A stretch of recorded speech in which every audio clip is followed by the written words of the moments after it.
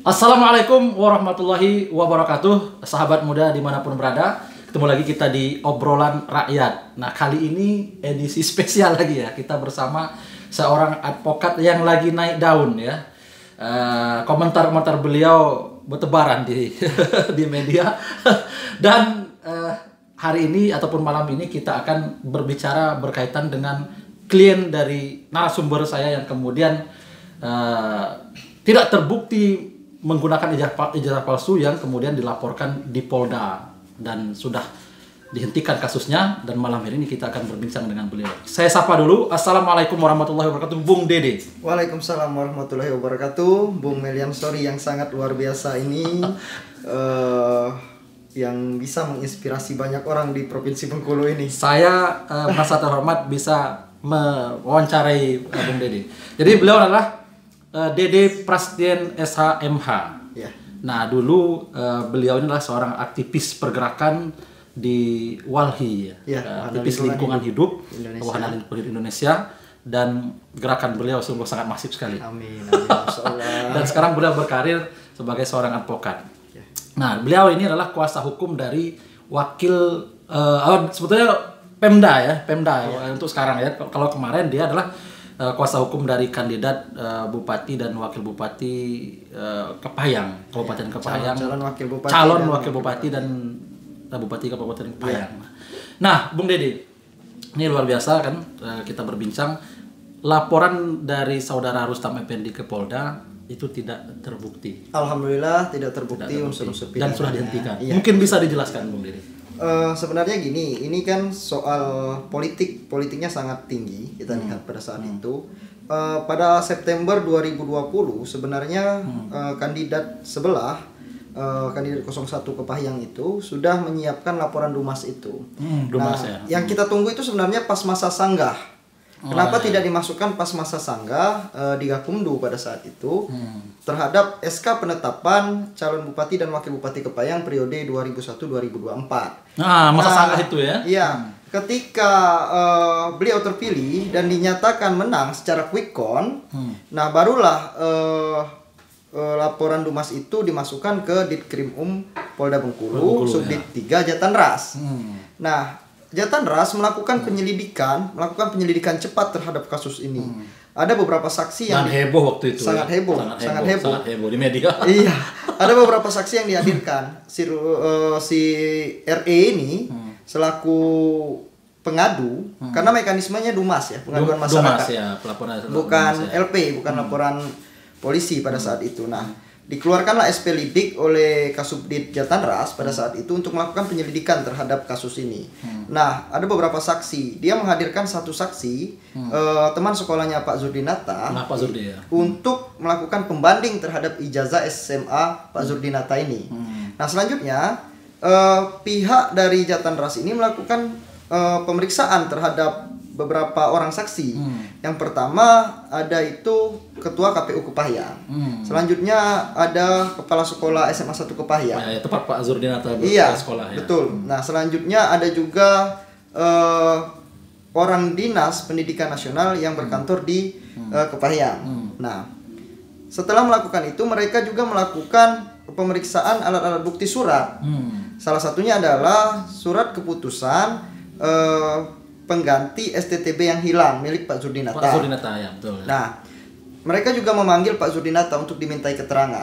Nah, tentu kami sebagai kuasa hukum Pak Zurdinata menghadirkan saksi yang meringankan Pak Zurdinata. Pada saat itu Pak Agus. Pak Agus itu teman baiknya Pak Zurdinata pada saat kelas 3 SMA. Di SMA Kepayang tersebut, dan kami hadirkan juga STTB Pak Agus tersebut.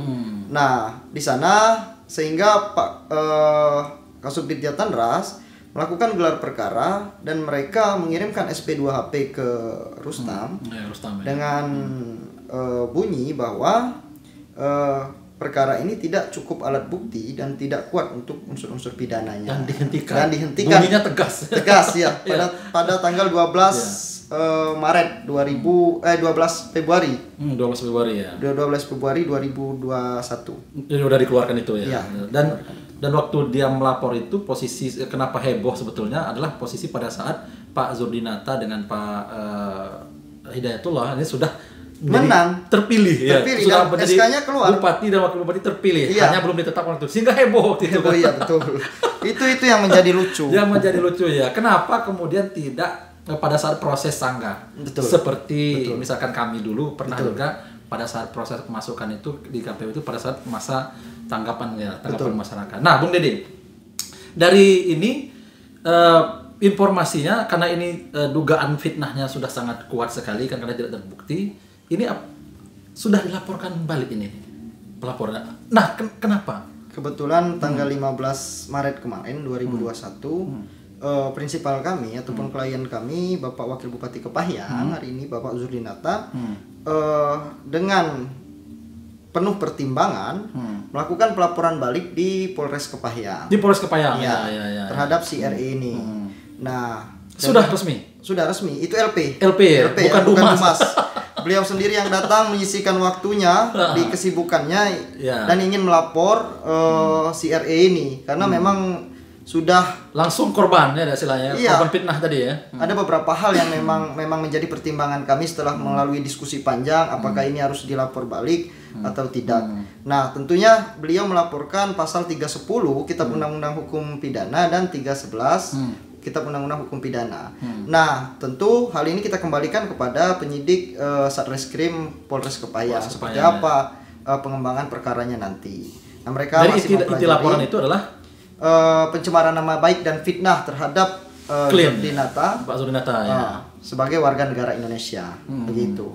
Nah, ya. Bukan kapasitasnya sebagai wakil bupati. Ya, ini sangat menarik sebetulnya seorang wakil bupati kan artinya ingin memberi pelajaran ya, memberi pelajaran agar kemudian pada saat melapor itu jangan main-main, tapi harus lengkap ya. Iya, karena begini, Bung. Gimana kita? Bung Dede kan seorang aktivis ya, paham ya. Karena begini, saya agak sedikit krisis kepercayaan saat ini kepada beberapa oknum infrastruktur politik dalam hal ini LSM dan beberapa oknum-oknum LSM lainnya kan. Nah, kami itu kehilangan sosok seperti Bung Melian ini loh. Maksud saya. Ya kalau ingin melapor ataupun ingin melakukan kampanye ataupun ingin melakukan ekspresi atau berpendapat untuk mengkritik sesuatu. Apalagi melapor. Iya. Itu tentu harus dikuatkan oleh dasar-dasar yang memang valid ya. Yang kredibel menurut kami. Tetapi saat ini orang-orang itu seperti peluru kosong tembakannya. Kan ini merugikan orang. Iya, betul. Merugikan orang yang dilapor. Dan ya, itu bisa menghabiskan waktu juga. Iya, menghabiskan waktu dengan aktivitas lain. Betul. Kan? Nah, jadi ingin saya jelaskan, ingin saya sampaikan kepada masyarakat luas bahwa klien kami, Bapak Zurdinata itu bukan semerta-merta sakit hati ingin melapor itu. Nah, beliau sangat terbuka orangnya. Silahkan kalau mau berpendapat ataupun mau mengkritiki soal pemerintahan, ya silahkan. Kita tidak pernah membatasi hak asasi manusia. Betul ya. Nah, tentu tapi didasari oleh kajian-kajian yang memang memiliki dasar yang kuat sehingga kita sama-sama maju nih untuk melakukan perubahan seperti yang kita lakukan. Kalau bahasa kita itu buktinya harus A1 ya. Iya, A1 betul. Nah, selanjutnya kan maksud saya hal yang dilakukan oleh RE dan kawan-kawan hari ini sangat-sangat tidak logis karena sangat kental unsur-unsur politik. Dugaannya seperti itu ya. Nah, ke depan maksud saya kan ini kan tingkat hoax dan tingkat fitnah di Kabupaten Kepahyang khususnya ini sangat tinggi. Pasti akan tinggi. Sangat tinggi. Kalau kita tidak memberikan pelajaran terhadap ini, maka hal ini akan terjadi terus-menerus. Terus-menerus ya. Nah, saya ceritakan sedikit bahwa Pak Zurdinata ini hampir setiap musim pilkada ataupun pileg dia selalu kena. jadi korban. Jadi korban. Iya benar. Korban pelaporan ya. Korban pelaporan 2004. Tapi dia terpilih menjadi Waka 2 saat itu. 2009 dia terpilih menjadi Waka 1 DPRD Kabupaten Kepahyang. 2015 dia calon bupati tidak diganggu kan dan terakhir di sini di 2021 ini. Dan saat inilah beliau untuk kemudian memberi pelajaran ya, memberi pelajaran kepada siapapun. Ini yang saya tekankan di sini bahwa Pak Zurdinata itu melapor bukan kapasitasnya sebagai wakil Bupati Kepahyang. Betul ya, betul. Tetapi dia melapor sebagai warga negara Indonesia. Warga negara yang baik. Ya. Nah, begitu. Yang haknya sebagai subjek hukum dilanggar hari ini. Sehingga jangan sampai liar bahwa oh ini wakil bupatinya kok sedikit otoriter. Tidak, jauh dari hal tersebut. Beliau sangat terbuka ketika dikritik dan segala macam. Nah, namun itu karena kita ingin memberikan edukasi kepada masyarakat, silakan mengkritik boleh, tetapi harus menggunakan dasar dan kajian yang logis. Betul, dan saya pikir itu adalah sebuah upaya, dan kami pun misalkan seperti ini, memang kapasitas saya hari ini sebagai host ya, tapi kita bercerita juga Bung Dede, karena Bung Dede adalah sahabat saya sudah lama sama-sama bergerak di kawan-kawan NGO kan. Nah, kalau kita itu kan pada saat kita melapor misalkan, dan orang mengatakan kita itu memfitnah atau kemudian menyebar hoak, kita malah menantang mereka kan. Kalau memang laporan kita itu adalah tidak benar, silahkan laporkan kami balik kan. Lapor ke polisi sajalah, lapor ke polisi kan. Karena kita sudah kuat argumen. Nah, ini yang dan memiliki kalau kita dulu kan ada yang namanya roadmap, Bung. Nah, roadmap kan? Ya. Apalagi di Wahai itu struktur betul. Roadmap advokasi yang sangat kuat. Sehingga kita peluru kita bukan hanya soal itu aja kan. Nah, karena kita ingin perubahan. Ingin yang lebih baik untuk negara Republik Indonesia ini, terkhususnya Provinsi Bengkulu, terkhusus lagi untuk Kabupaten Kepayang dalam konteks hari ini kan. Nah, kenapa kita alergi untuk dikritik dan untuk membenahi bersama-sama.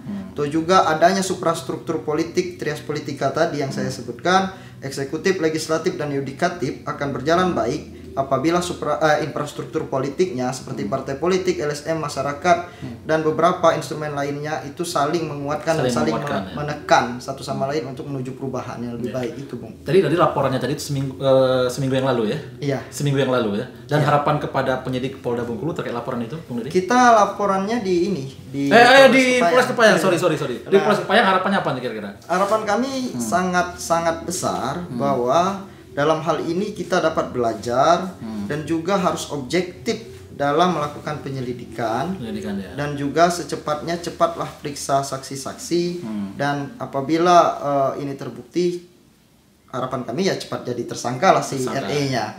Supaya kenapa? Supaya ada efek jera. Kalau enggak kan hal ini terjadi terus, Bung. Kasihan masyarakat, kasihan anak-anak generasi muda seperti saya ini yang kalau saya alhamdulillah spesifikasinya hukum. Yang lain-lain gimana? Melihat berita kan sering di judulnya doang dan segala macam. Nah, ketakutannya sesat di sana nantinya. Sehingga yang kita takutkan bahwa penyebaran hoaks dan segala macamnya semakin tinggi. Ya, betul. Itu yang bisa menjerumuskan. Ini luar biasa ya. Nampak walaupun sudah menjadi advokat ya, sudah SHMH, tapi jiwa aktivisnya masih karena lahir di aktivis kan, lahirnya bersama rakyat. Nanti Pak Dir Wali Beni Adelsa melihat.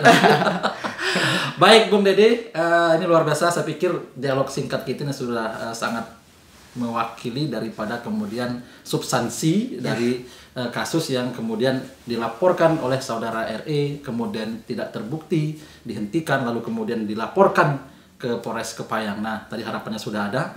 Mungkin masih ada closing statement terakhir? Ini closing ya, Bung ya.